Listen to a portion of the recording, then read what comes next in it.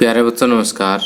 11वीं कक्षा की फिजिक्स के तीसरे चैप्टर सरल रेखा में गति के 7वें लेक्चर में आपका स्वागत है। इससे पहले हमने पिछले लेक्चर में किसी स्थिर वस्तु और एक समान स्थिर वस्तु के लिए स्थिति समय ग्राफ अर्थात पोजीशन टाइम ग्राफ ड्रा करना सीख लिया था। आज के लेक्चर में हम एक समान वेग से और एक समान त्वरण से के साथ चल रही वस्तु के लिए वेग समय ग्राफ ड्रा करना सीखेंगे। तो पिछले लेक्चर में क्या सीखा था? स्थिति समय ग्राफ, और अब खींचेंगे वेग समय ग्राफ। ओके, तो जैसे पिछले लेक्चर में हमने स्थिति समय ग्राफ देखा था, तो एक अक्ष पे हमने क्या लिया था? स्थिति, और जो एक्स एक्सिस है उसके समांतर हमने क्या लिया था? उसके अलोंग समय को लिया था। तो यदि वस्तु स्थिर अवस्था में है तो इसका मतलब जो उसका दूरी है वो किसी पॉइंट ऑफ रेफरेंस से क्या है? फिक्स दूरी पर है। तो जब जीरो टाइम है तब भी उतनी दूरी, एक है तब भी उतनी दूरी। तो कहने का अर्थ ये है कि स्थिर वस्तु के लिए जो स्थिति समय ग्राफ है वो क्या आया था? समय एक्स के समांतर एक सीधी रेखा आई थी। इसी तरह से अगर वेग पॉजिटिव है, किसी वस्तु का धनात्मक है, तो इस तरह से समय एक्स पर झुकी हुई एक रेखा जो है स्थिति समय ग्राफ में हो सकती है। और अगर हम ये थीटा कंपेयर करें, थीटा हमेशा किसके साथ बनाओगे? समय एक्स के समांतर बनाओगे। और थीटा यानी ये जो कोण है ये 90 डिग्री से कम है, तो वेग जो है वो क्या होगा? पॉजिटिव, क्योंकि आपको पता है वेग किसके बराबर होता है? टेंजेंट थीटा के बराबर। और जब थीटा 90 डिग्री से कम होता है तो वेग हमेशा ही धनात्मक होता है। और अगर हम देखें कि अगर वेग ऋणात्मक है तो ग्राफ जो है इस तरह से समय एक्स पर झुकी हुई रेखा होगी, लेकिन ये जो कोण है ये 90 डिग्री से बड़ा होगा। और 90 डिग्री से बड़ा होगा तो वेग आपको पता है टेंजेंट थीटा के बराबर। और टेंजेंट थीटा क्या होगा? 90 डिग्री से अगर बड़ा हो तो नेगेटिव हो जाता है, 90 और 180 के बीच में हो तो। ओके, तो इस तरह से हमने ये 3 ग्राफ ड्रा किए थे। तो मैंने आज का लेक्चर शुरू करने से पहले रिवाइज करवा दिए हैं, ताकि आज जो मैं आलेख ड्रा करूं और ये पिछले जो लेक्चर के आलेख हैं ये दोनों कंपेयर हो उसके। ओके, तो आइए आगे बढ़ते हैं। अब आइए बात करते हैं वेग समय आलेख की, यानी वेलोसिटी टाइम ग्राफ। और सबसे पहला जो केस हम लेते हैं वो है वेग समय आलेख किसके लिए? एक समान वेग से गतिमान वस्तु के लिए। एक समान वेग से अगर कोई वस्तु चल रही है तो उसका वेग समय ग्राफ क्या आएगा? तो पहले तो ये देखिए कि वेग समय आलेख क्या होता है कि यदि किसी गतिमान वस्तु के लिए वेग और समय के बीच में अगर हम आलेख ड्रा करते हैं तो वो आलेख क्या कहलाएगा? वेग समय आलेख कहलाएगा। अब एक समान वेग में ये आपको पता है कि वेग हमेशा ही क्या रहता है? एक समान रहता है। तो इसको मैं एक उदाहरण के माध्यम से आपको समझाता हूँ कि जैसे मान लेते हैं कि ये वेग है और ये समय है, और अगर एक समान वेग से अगर कोई वस्तु चल रही है तो जब समय 0 है तब भी वेग वही रहेगा। फॉर एग्जांपल मैं कह लेता हूँ कि 2 मीटर प्रति सेकंड है कि बॉडी पीछे से वस्तु पीछे से चलती आ रही है समान चाल से, और समय हम यहाँ से मापना शुरू करते हैं कि जब समय 0 है तब वेग कितना है? 2 मीटर प्रति सेकंड। समय 1 है तब भी, क्योंकि समान चाल है बदलेगी नहीं, 2 मीटर प्रति सेकंड ही रहेगी। जब समय 2 सेकंड है तब भी 2 मीटर प्रति सेकंड। और इसी तरह से हम आगे चलते रहेंगे कि जब समय का मान 0 है तब इसकी वेग भी 2 यूनिट है। जब समय 1 यूनिट है तब भी ये 2 यूनिट, समय 2 यूनिट है तब भी ये 2 यूनिट, समय 3 है तब भी 2 यूनिट। तो अगर हम ग्राफ ड्रा करें तो 1 2, इधर 1 2 3 4। ओके, तो 0 पर भी 2, 1 पे भी 2, 2 पे भी 2, 3 पे भी 2, 4 पे भी 2। तो कहने का मतलब ये है कि वेग समय ग्राफ वेग समय ग्राफ एक समान वेग के लिए एक सीधी रेखा होगा जो कि समय x के समांतर होगा। तो यहाँ पर आप सिंपल हिंदी में लिख सकते हो कि यदि हम एक समान वेग के लिए वेग समय आलेख ड्रा करें तो यह समय x के समांतर एक सीधी रेखा होगी। अब देखिए कि अगर हम इस ग्राफ को हम स्थिति समय ग्राफ के साथ कंपेयर करें तो देखिए यहाँ पर स्थिर वस्तु के लिए स्थिति समय ग्राफ समय x के समांतर था और यहाँ पर क्या है कि एक समान वेग के लिए वेग समय ग्राफ समय x के समांतर है। तो ये आपने समझ के जो है इसकी शक्ल डिसाइड करनी है ग्राफ की। ओके, रट्टा नहीं लगाना कि ये ऐसे इसकी शेप ऐसे होगी, ये इसकी ऐसे होगी। तो स्थिति समय ग्राफ अगर समान चाल के लिए समान वेग के लिए लें तो स्थिति देखिए समान वेग में बढ़ती जाती है।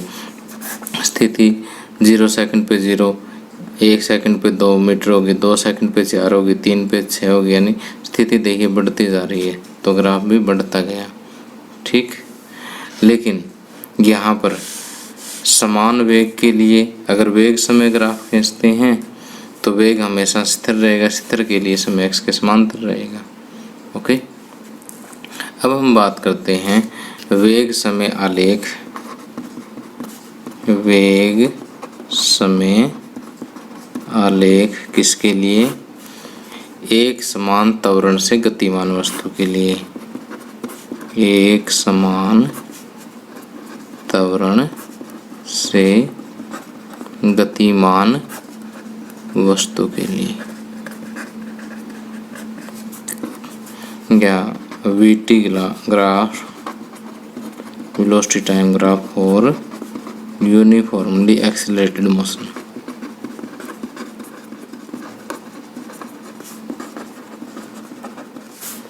Uniformly accelerated motion. तो अब देखिए त्वरण एक समान है तो इसका मतलब जो वेग है वो एक समान रेट से बढ़ता हुआ जा रहा है। ठीक, तो जैसे मान लेते हैं कि एक वस्तु है जो गतिमान है एक समान त्वरण से। एक समान त्वरण का मतलब है कि त्वरण मान लेते हैं कि 3 मीटर प्रति सेकंड स्क्वायर त्वरण है इसका। ओके, जब समय 0 है तो मान लेते हैं वेग भी 0 है और जब समय 1 सेकंड हो गया तो देखिए त्वरण आपको पता है कि वेग परिवर्तन की दर है, वेग कितना परिवर्तित हो गया 3 मीटर प्रति सेकंड, तो ये हो गया 3 मीटर प्रति सेकंड। जब 2 है तो वेग हो गया 6 मीटर प्रति सेकंड। 3 है तो समय जब 3 सेकंड है तो वेग हो गया 6 और 3 9 मीटर प्रति सेकंड। तो इसको अगर हम टेबल के माध्यम से समझें तो ये वेग और ये समय जब 0 है तो समय जब 0 सेकंड है तो वेग 0, समय जब 1 सेकंड है तो वेग 3, समय 2 सेकंड है तो 6, समय 3 सेकंड है तो वेग 9। तो यहाँ से देखिए वेग लगातार बढ़ता जा रहा है।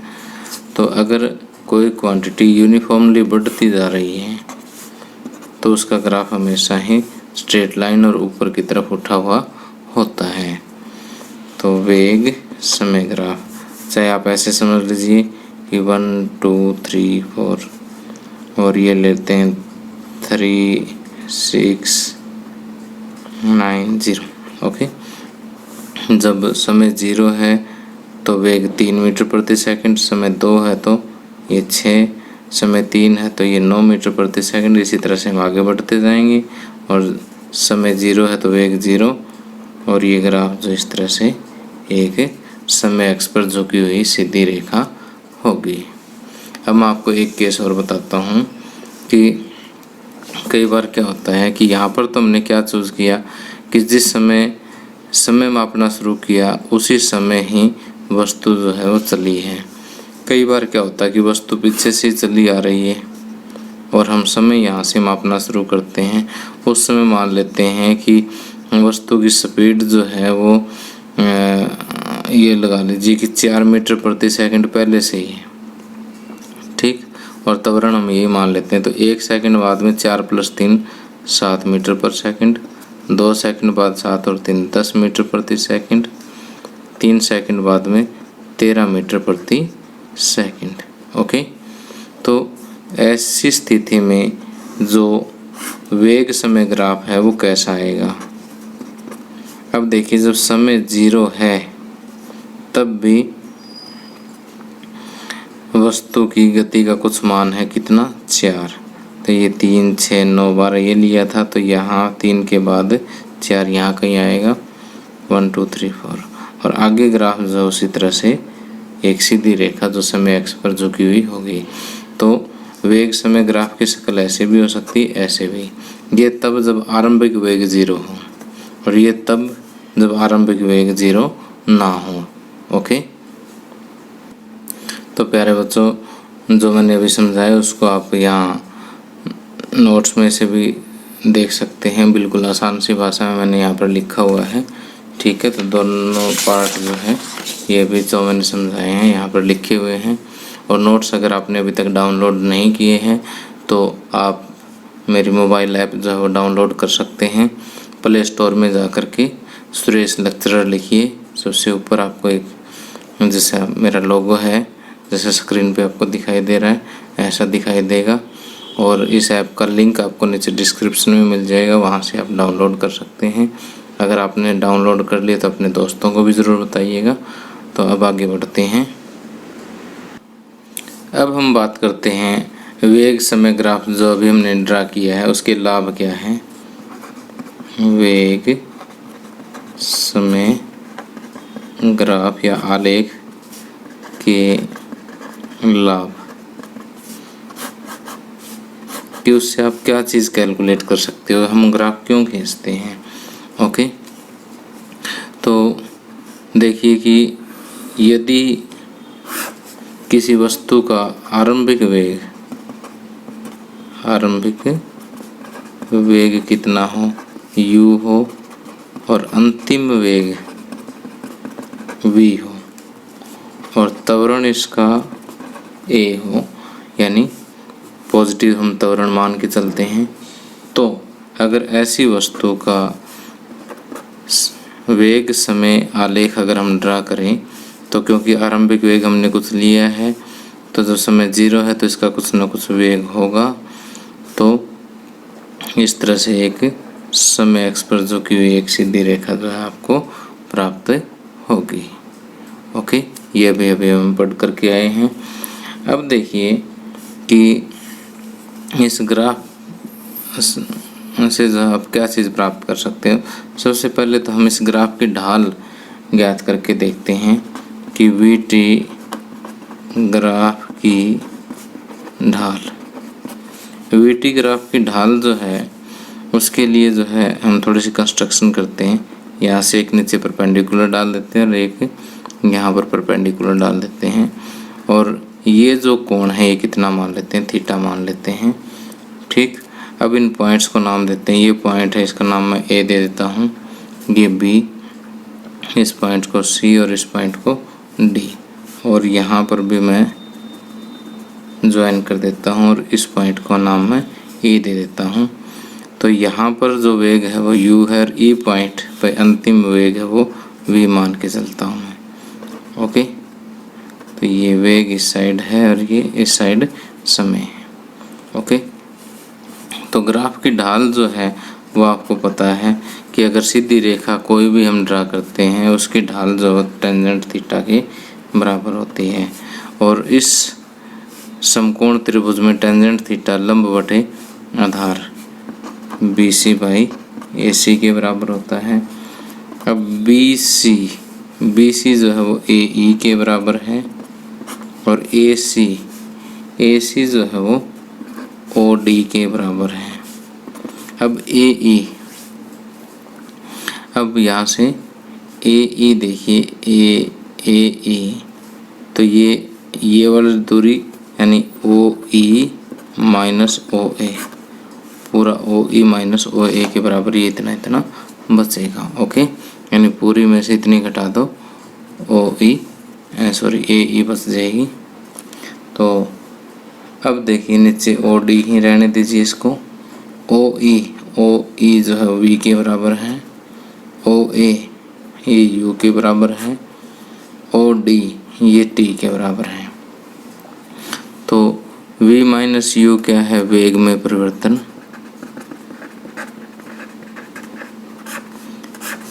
बटे टी क्या है, लिया गया समय। वेग में परिवर्तन बटे समय यानी वेग परिवर्तन की दर आप कह सकते हो। और वेग परिवर्तन की दर जो है वो क्या कहलाती है, त्वरण कहलाती है। तो वेग समय आलेख का ये पहला फायदा है कि वेग समय आलेख की जो ढाल है वो आपको क्या देगी, त्वरण देगी। ओके, अब इस ग्राफ का दूसरा फायदा हम देखते हैं कि इस ग्राफ और इस समय अक्ष के बीच घिरा हुआ जो क्षेत्रफल है, यानी हम बात करेंगे इस ग्राफ के नीचे ये जो पूरा क्षेत्रफल है इसकी, तो यहाँ से भी हमें कुछ ना कुछ मिलेगा। देखिए क्या मिलता है उसको ध्यान से देखें कि वेग समय आलेख व समय अक्ष के बीच घिरा क्षेत्रफल किसके बराबर होगा। यहाँ पर एक तो चतुर्भुज बन गई O A C D, area of quadrilateral O A C D, plus इस त्रिभुज का क्षेत्रफल को ए आर यानी एरिया से लिखते हैं, area of triangle A B C. अब देखिए कि ये यहाँ पर एक रेक्टेंगल यानी एक आयत है, आयत का क्षेत्रफल क्या होता है, लंबाई गुणा चौड़ाई। तो ओ ए लंबाई इसको ले लेते हैं, इसको चौड़ाई मान लेते हैं, ओ ए इंटू ओ डी, प्लस ये जो त्रिभुज है, त्रिभुज का क्षेत्रफल क्या होता है, 1/2 आधार गुणा ऊंचाई, आधार AC हो गया, ऊंचाई BC हो गई। ओ ए यू के बराबर है, ओ डी यहाँ तक टी समय लगा है, टाइम एक्सिस पे टी के बराबर है, प्लस हाफ ए सी जो है वो ओ डी के बराबर ही है, बी सी ए और इस पॉइंट को मैं ई कह देता हूँ, ये ए के बराबर है। ठीक, अब देखिए कि ये u t plus half O D किसके बराबर है, टी के बराबर, इंटू ये पॉइंट लगा रहा हूँ, ये गुणा है एक किस्म से, चलो मैं गुणा ही कर देता हूँ इसको। और ए ई किसके बराबर है, वी माइनस यू के बराबर, जैसे हमने अभी पहले आर्टिकल में किया था, वी माइनस यू। ओके, अब मैं क्या करता हूँ, इसको टी से डिवाइड कर देता हूँ और टी से ही मल्टीप्लाई कर देता हूँ। देखिए ए ई किसके बराबर, वी माइनस यू के बराबर। तो अब देखिए मैंने अगले स्टेप के बजाय इस स्टेप में एक काम और कर दिया है कि टी से डिवाइड, टी से मल्टीप्लाई, टी से भाग, टी से गुणा। तब देखिए क्या होगा, यू टी प्लस हाफ, अब v minus u by t ये हो गया ए के बराबर, t into t, t square, u t plus half a t square. ठीक, और ये किसके बराबर होता है, वस्तु के विस्थापन का सूत्र होता है, ये विस्थापन के बराबर होता है। तो वेग समय आलेख व समय एक्स के बीच घिरा हुआ ये जो क्षेत्रफल है ये किसके बराबर होता है, विस्थापन के बराबर होता है। तो प्यारे बच्चों, इस लेक्चर में बस इतना ही। अगले लेक्चर में हम जो अभी टॉपिक हमने डिस्कस किए हैं उस पर आधारित बहुत सारे इम्पोर्टेंट पॉइंट्स करेंगे, और वो पॉइंट्स जो आपको बोर्ड एग्ज़ाम में और कॉम्पिटिटिव एग्ज़ाम में बहुत ज़्यादा हेल्प करेंगे। इसके अलावा NCERT बुक में जो आपके कुछ न्यूमेरिकल्स दिए हुए हैं वो मैं अगले लेक्चर में आपको डिस्कस करवाऊँगा।